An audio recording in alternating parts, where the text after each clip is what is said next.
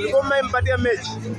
Nilikuwa nimejisea akanipea ugonjwa kisonono. Nilichukua huko chini. Kaswende inaitwa kaswende. Sana waambie wasichana wote mkisikia huyo kijana, hebu haya kwa majina naitwa Toxic. Nyumbani ni Bungoma. Hapo Matibu. Uko na boyfriend? Hapana, mimi nilikuwa na boyfriend, huyo boyfriend akaniibia simu yangu, anaitwa MC Dev. Huyo MC Dev ni mwizi, nawaambia hivi. Wasichana wa TikTok, wasichana wa huyo Dev, huyo mwenye mnasianga MC Dev, huyo MC Dev ni mwizi, aliniibia simu yangu. Sasa hizi tumempatana na hapa hivi. Sasa nikimpata na mtu wa Makende, anaenda kule Makende.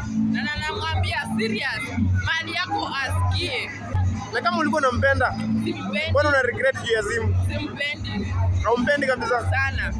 Hiyo ndio neno unaweza mwambia mwisho? Simpendi. Na mahali alipo?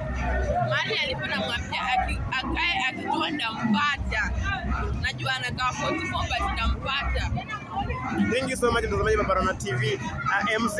Umekumbuka alikuwa anaitwa MC nani? MC Dev. MC Dev, mahali ulipo, tafuta huyu mdemu wetu. Tuambie majina ya mwisho. Majina ya nani? The last social media zako watu wakupata je TikTok kila mahali. Majina yangu TikTok naitwa Toxic001. I am FB unaniita Mama Paul. Thank you so much.